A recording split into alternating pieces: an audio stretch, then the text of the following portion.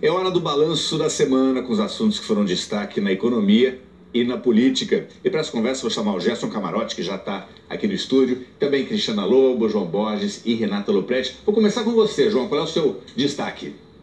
Olha, Grelha, é o seguinte, meu destaque é um assunto que tem importância, implicações importantes, tanto na economia quanto na política, que é o estado de penúria que chegou municípios, estados e o governo federal.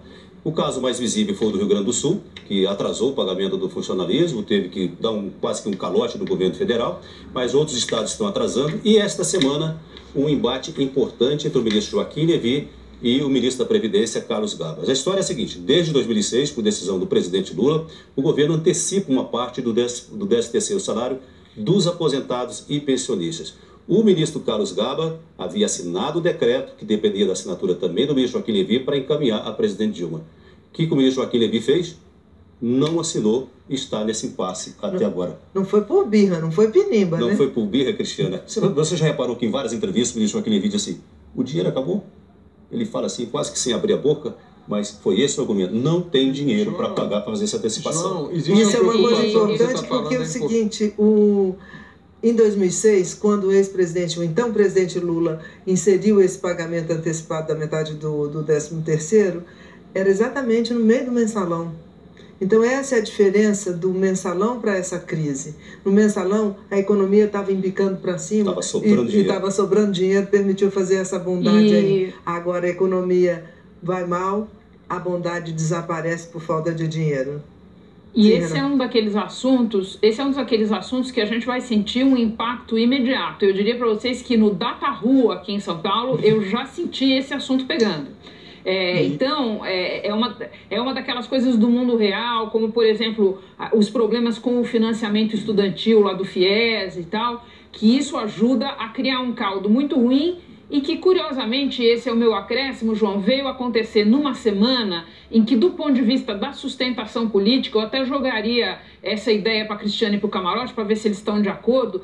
A presidente recebeu alguns alívios como ela não recebia faz tempo. Eu conversei hoje com um ex-auxiliar dela que me disse o seguinte, que ele acha que desde a vitória no segundo turno, ela não teve uma semana tão boa para ela, do ponto de vista de tirar alguns problemas momentaneamente da frente, como ela teve agora. Isso, Renata, você coloca coisas importantes.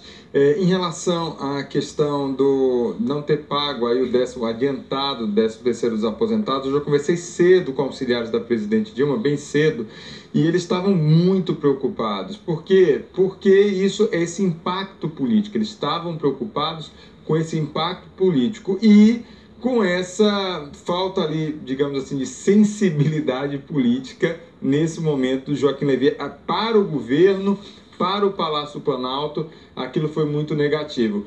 Renata, verdade, Dilma termina a semana muito bem, do ponto de vista se a gente considerar o que aconteceu na semana passada.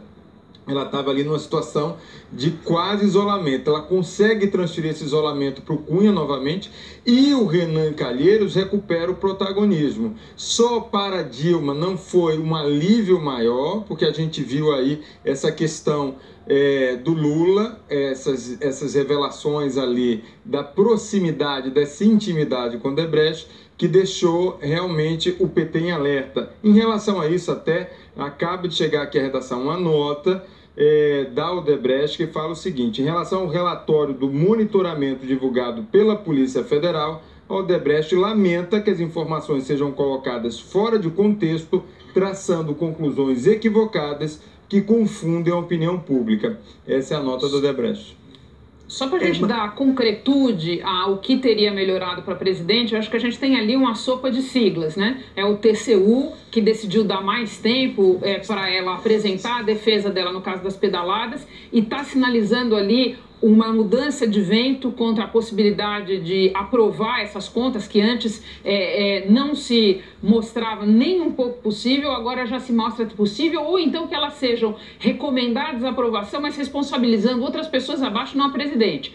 É o STF que determinou que a partir de agora as contas presidenciais têm que ser julgadas conjuntamente por Câmara e Senado, o que diminui o papel do Eduardo Cunha num dos caminhos aí para eventual abertura de um processo de impeachment da presidente, e é lá o TSE, o Tribunal Eleitoral, decidindo suspender uma daquelas ações do PSDB que questiona aspectos da campanha eleitoral do ano passado e que eventualmente poderia resultar num impedimento da chapa. Agora, eu queria jogar uma pergunta para vocês aí, coisas que a gente vai terminar a semana sem entender, de onde o Renan Calheiros tirou a segurança que ele aparenta hoje em dia de que ele não será denunciado pelo Procurador-Geral da República, Rodrigo Janot. Foi essa segurança de que ele ou não será denunciado ou sofrerá uma denúncia tão leve que vai acabar sendo rejeitada pelo Supremo, que levou o Renan Calheiros a mudar bastante de atitude e auxiliar a presidente ali num momento de grande dificuldade.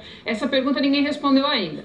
Passarinho verde, Renata. Um passarinho verde foi lá e contou para ele que se não for de um jeito ou do outro, ele vai lá para o fim da fila. Dá para concluir pelo menos a gestão na presidência do Senado. Agora ele ficou feliz com esse passarinho verde aí. Ele estava leve essa semana, encontrava com ele aí em Brasília. Ele estava numa leveza, numa alegria, impressionante. Viu? Agora, para complicar esse quadro entre a política e a economia, o Ministério da Fazenda anunciou agora à noite o seguinte: suspendeu os pedidos de financiamento, autorizações de financiamento para a contratação de novas dívidas para todos os estados. A argumento é de que já chegou a um nível de endividamento muito elevado, não tem mais espaço e é mais uma briga que se compra dos governadores. Bom, já estão pedindo o nosso tempo, Cristiano. A vida está dura para todo mundo. Só para completar uma coisa, Rodrigo Janot vai ao gabinete de Renan Calheiros na segunda-feira se apresentar para a recondução, a sabatina e ficar à disposição dos senadores para esse segundo momento aí. Bom, muito obrigado, Cristiano. Obrigado, Renata Lopretti, Camarote. Grilo, agora é com você. Obrigado a todos pela conversa.